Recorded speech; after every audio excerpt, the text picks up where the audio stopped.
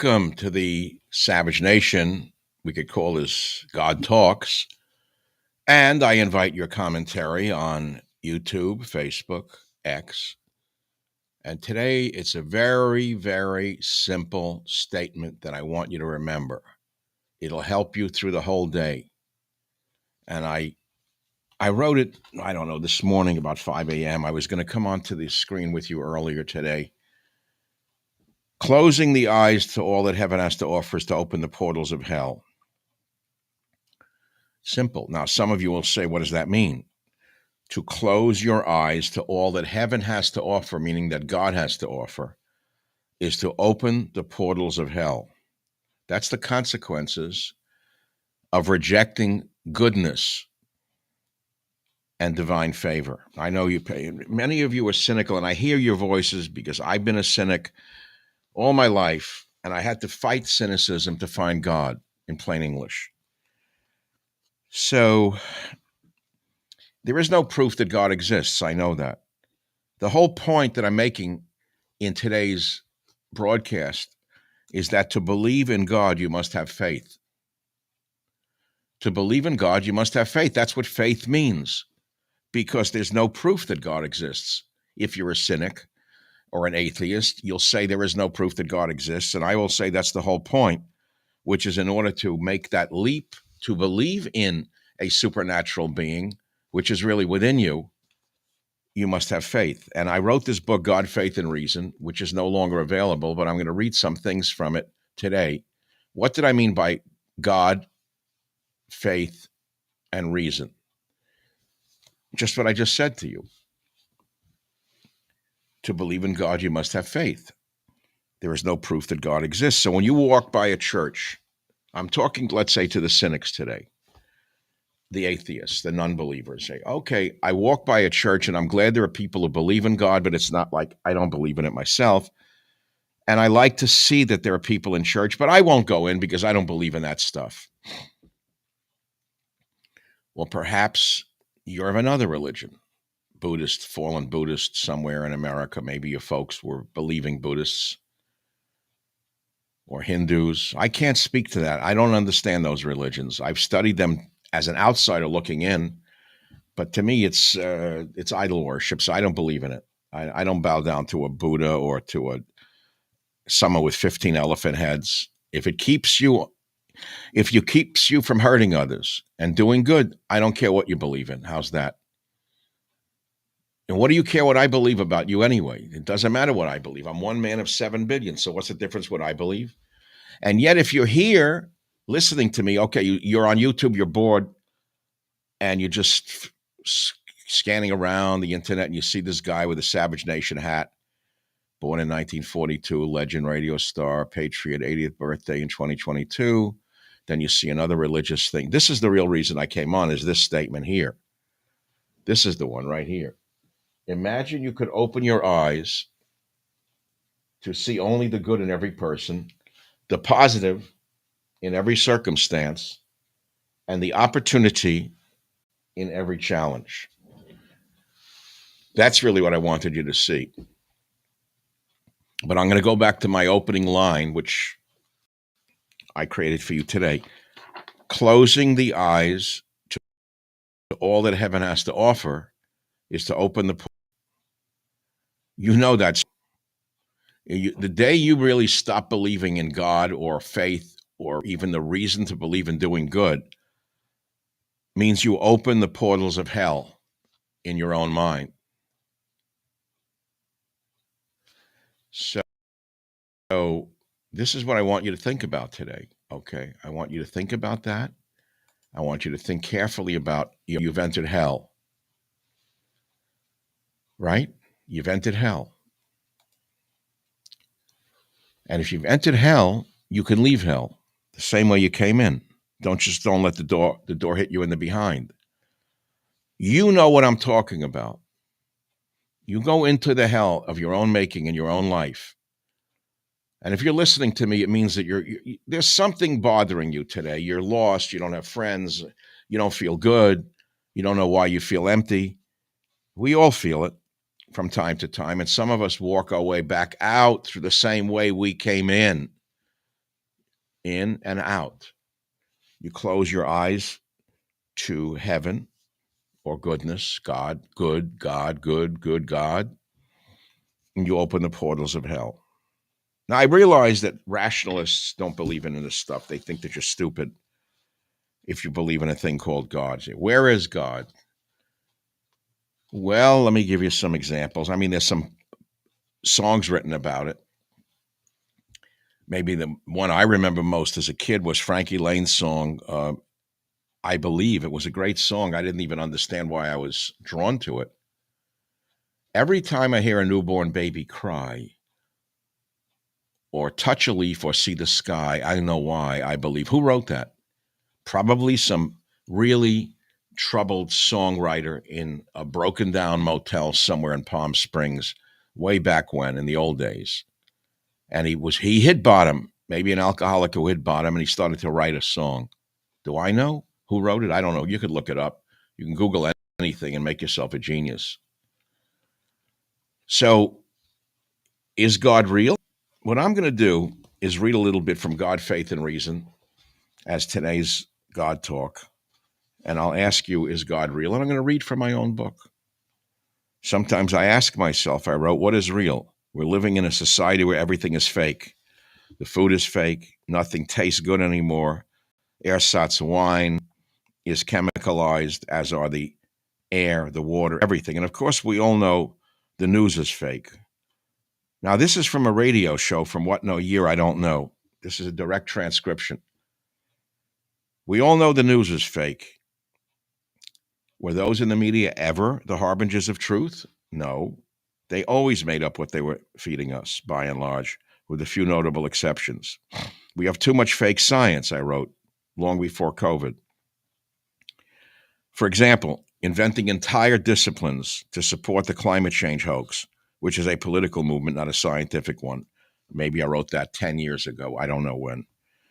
So what do you turn to, my dear beloved readers? Where do you turn when you want something real?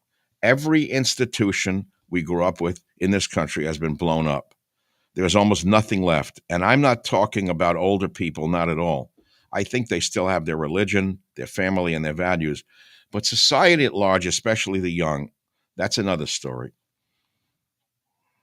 How can everyone else decide who and what is real for you? How can you judge who is real? How can you know if a person you are talking to, a person you get to know, a person you do business with, or a person you are dating is real? How do you know if they're real or phonies? I asked some of my listeners on the Savage Nation years ago these same questions, and here's what one of them had to say.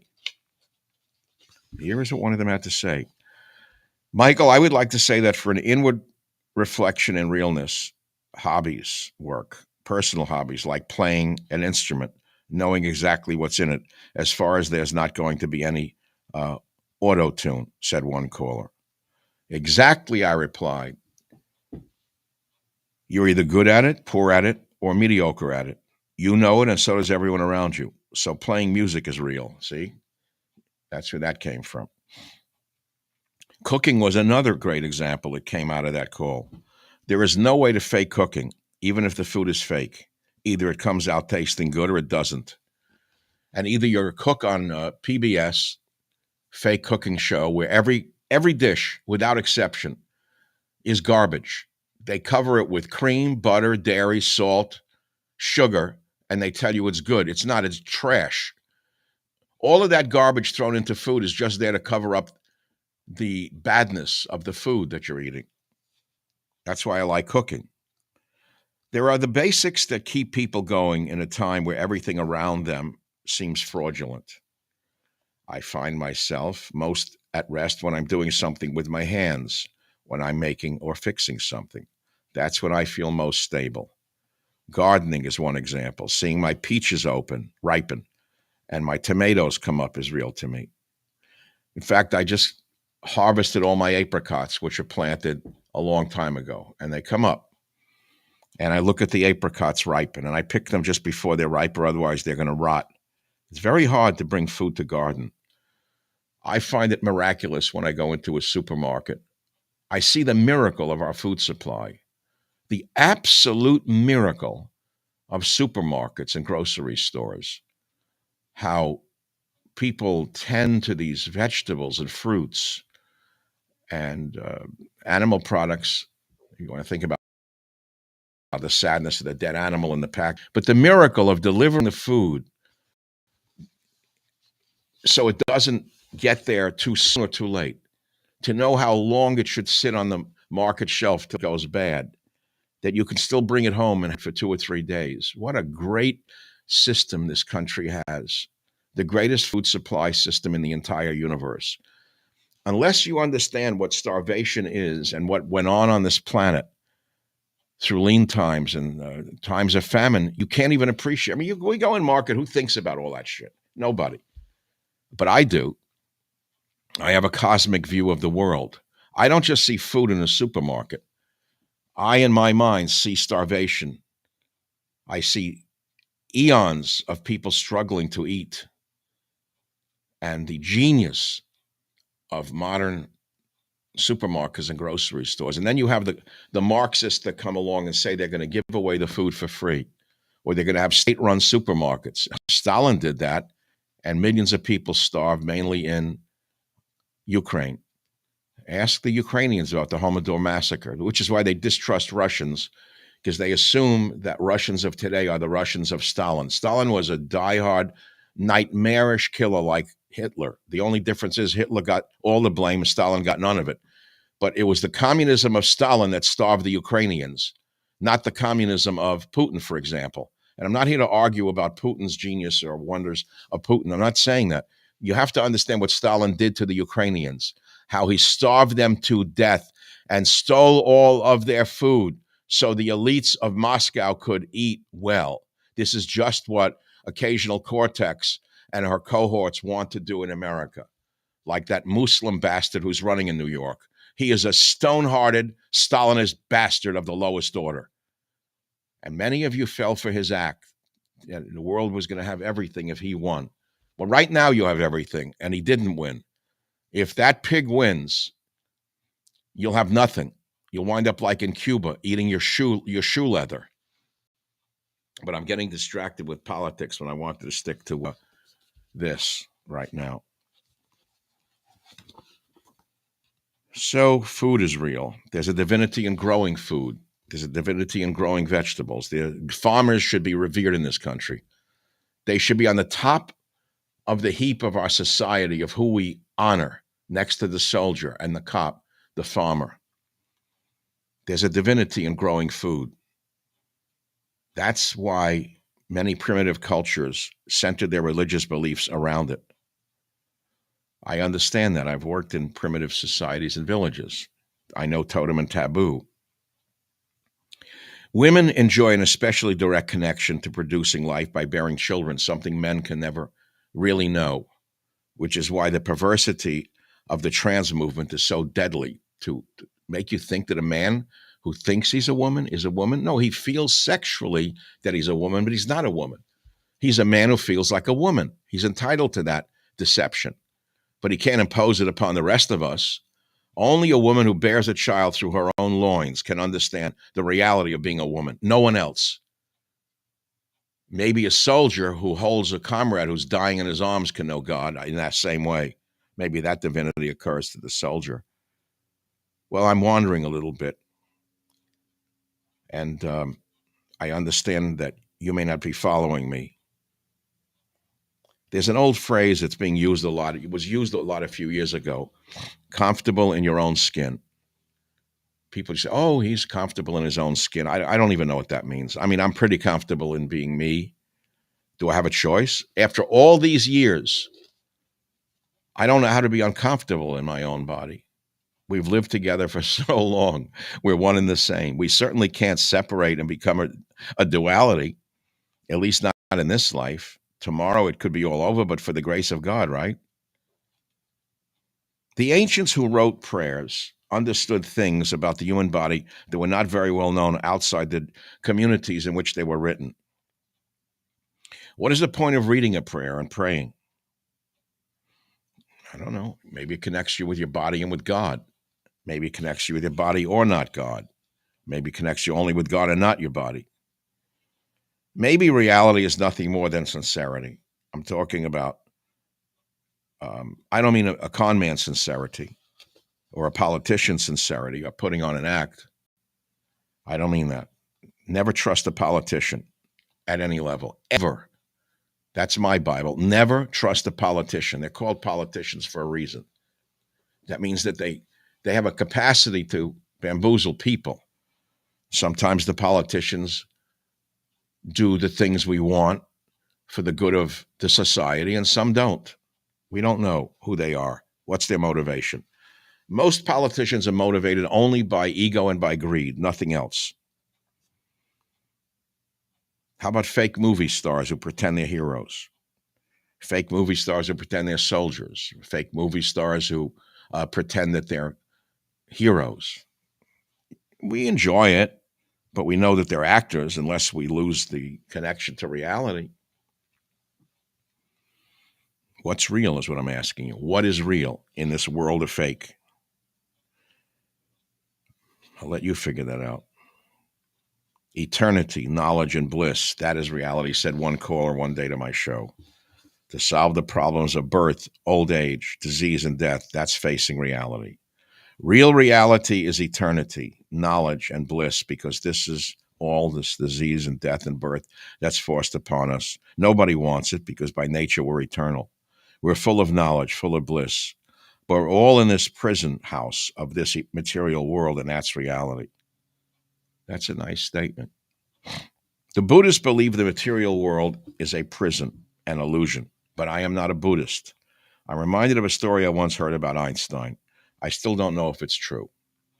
Shortly after he published his general theory of relativity, he agreed to an audience with a man to come see him. He could not meet everyone, but he admitted a prominent man who said to him, when he was admitted into Einstein's study, he said, Herr Einstein, I understand your theory of relativity. Everything is imaginary. It's all imagined.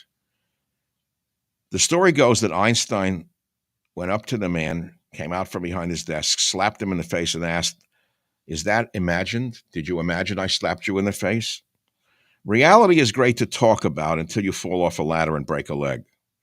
I remember when I was 18 years old and going through my sorrows of young Werther phase. I didn't know who I was, where I was going, or what I was going to be. I was asking, what is life about? What is the meaning of existence? And going through all the turmoil that kids go through if they're sensitive or have a brain. I think everyone goes through this Werther phase. The toughest person on earth asks these questions at some point in their life, usually during adolescence. Some people can't get through that stage. They become drug addicts or they become alcoholics. They can't get past it because the answers are not there for them. They've lost faith or have no connection to faith. They don't believe in anything and don't know where to turn. One day during that time in my life, I was driving through the Catskill Mountains and heard a thunk under the wheel of my car. I stepped out, stopped the car, stepped out, and I saw a dead rabbit.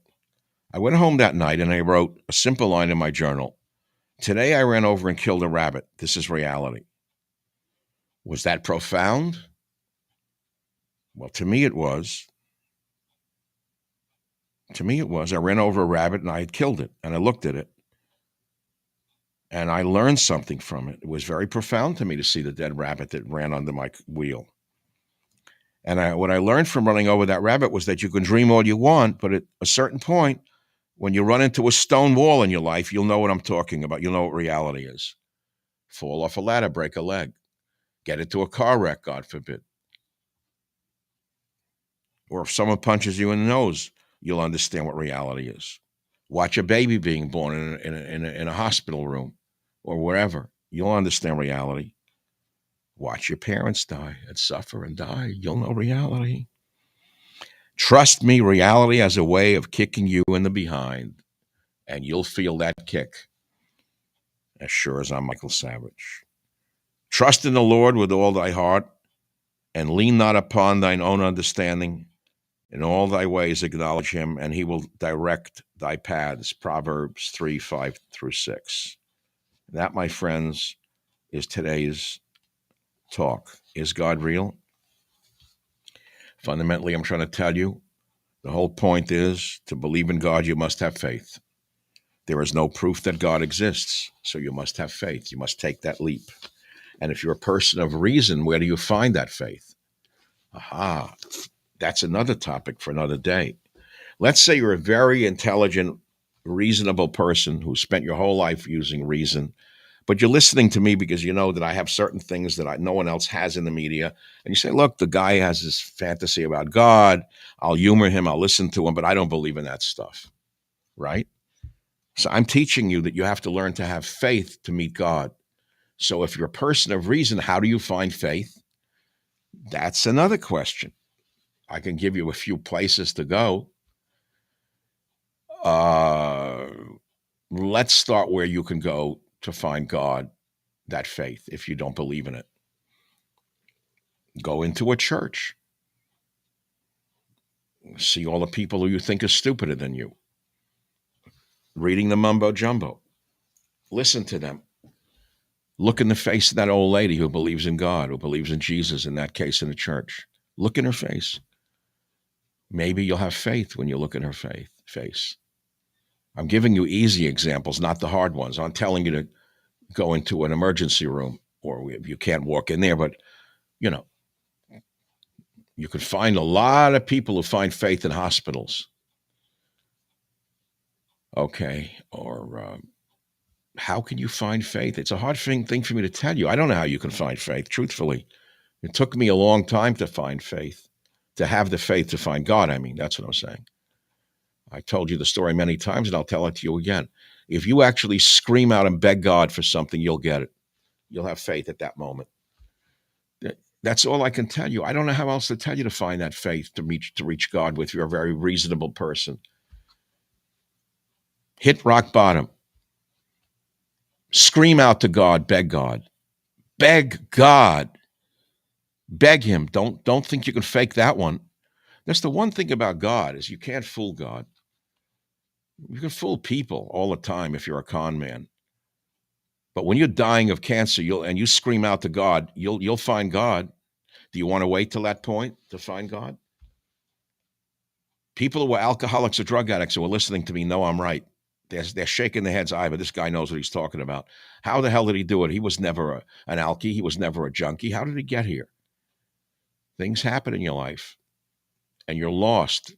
You go out and you scream from here, right from here. You scream from here. Beg God for something. Beg him. Don't play with him. You can't play with God. You can only play with your own head. You can play with other people's heads. You can't play with God. The only reason I'm doing this today is I have a service that I have to give to God. Sometimes I don't even want to do it. I didn't want to do this today. I really didn't want to put on the shirt just from the cleaner with this beautiful Navajo necklace, which is so spiritually powerful. I can hypnotize you with this. I can hypnotize you with my voice. I can mesmerize you with my hands and my ring and my this and my that. I don't do it. I don't need it. You need me to lead you to you. You need me to lead you to lead you to God. And then you'll have a better life. You won't be drifting around on the internet all day long, going from one YouTube show to another, not even know why. I mean, we all do it. If we're home and we're bored, it's like playing solitaire. Today, the internet is like playing. Your social media is like solitaire was years ago. Living on X is like solitaire. You know, you're whacking yourself off in your head with how many followers you have. That's reality to you. Ooh, I have 1 million followers. I have 1,200,000 followers. I have 1 million followers. I have 9 million followers. I have 30 million followers. You're whacking yourself off in your head. You don't even know them. They're not real. They're imaginary. That's the thing. That's the thing. That's the thing. That's the thing. That's all I wanted to say to you today. And I thank you for listening. I had to do this service for God. And I guess I have to end with the message that I put at the beginning. Closing the eyes to all that heaven has to offer, or that God has to offer, if you want to use that word, which turns so many people off. Closing the eyes to all that God has to offer is to open the portals of hell. You know I'm right because you've been in hell. Many of you have been in hell and back. So don't go there. Don't go there. It's everywhere around you. You can go there anytime you want. Or you can just go back where you go back through the door that the door you opened to go into hell, that hell in here, that door you opened, you could go right back through that door and then you can close it. That's all you can do. And it's every day. The same thing every day. There's heaven and hell. We go in and out of the garbage pail, as a famous psychiatrist wrote in the 70s. I love this book. His book, I remember that book so well, In and Out the Garbage Pail. Fritz Perl, I think, wrote it. He was a guru, a psychiatrist guru who wrote In and Out the Garbage Pail. I love that book. Meaning, he wrote an interesting book where he said that each day we can go in and out of hell of our own making. And what is heaven and what is hell to him? He said, I was going to lecture in Dallas. I flew to Dallas. I went down to the lobby of the hotel to have a drink, and I met a beautiful woman. He said, I was in heaven.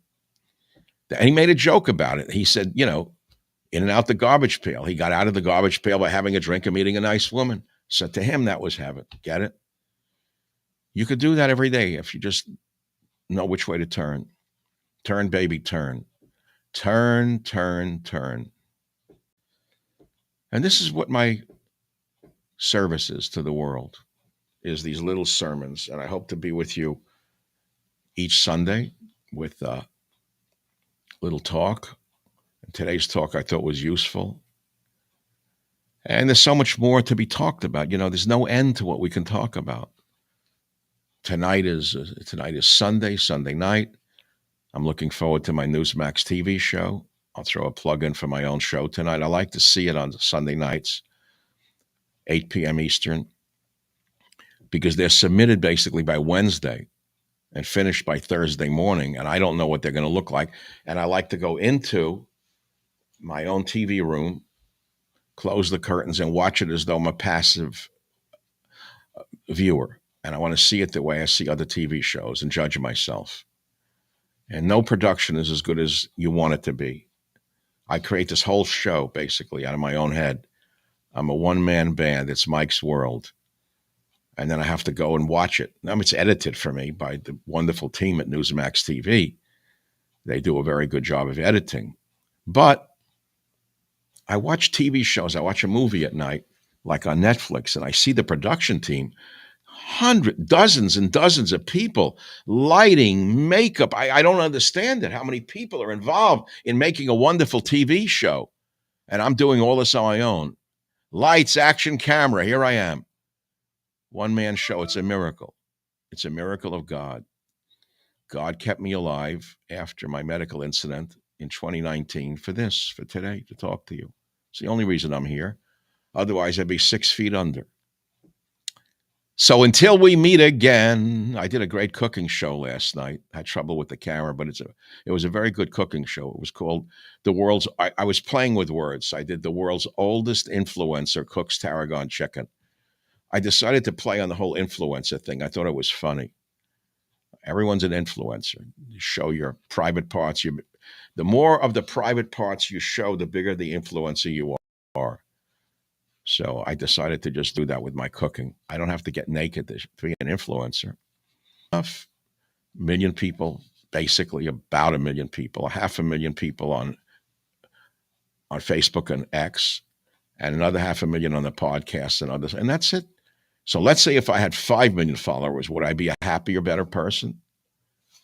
What if I had 60 million followers? Would I be 60 million times happier than if I had 1 million followers? What if I have 1 million followers? Right? So if I had 60 million, I'd be 60 times happier.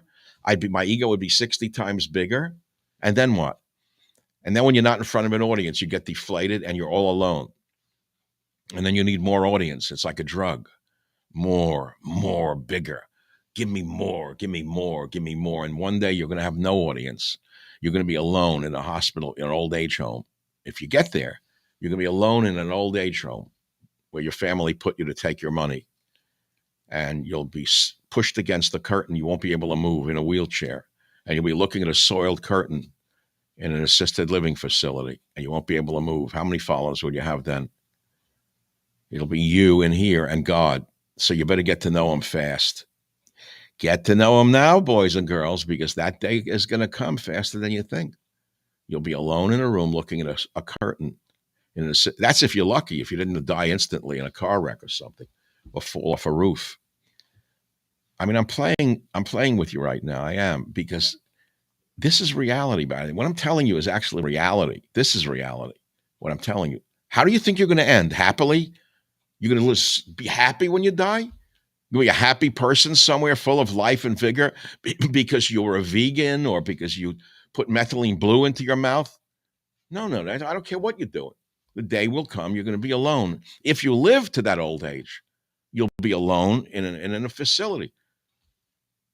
And the attendants will be robbing you of your small change. When your family's not around, whatever they give you for the commissary, they'll take it. Somebody probably from the third world will beat you about the head and neck. I like to laugh at stuff. You'll have to forgive me. If I can't laugh, I'm finished. I'm gone. Just finished. So thanks for being with me. I'll see you tonight on TV, on the Newsmax TV. And with God's will and your listenership, I'll see you on my podcasts, wherever great podcasts are listened to. I have a good interview coming up tomorrow. I actually forgot who I'm interviewing. I set it up with someone. I don't know who. All right. Thanks for being here, honestly. Hit the like button, subscribe. We'll break 100,000. Remember, if I had 100 million, how much happier I'd be. I have 80,000 followers on YouTube. If I had 100,000, I'd be 20% happier. Think about that. Okay. I've had a good time, and now I'm going to go and enjoy the rest of the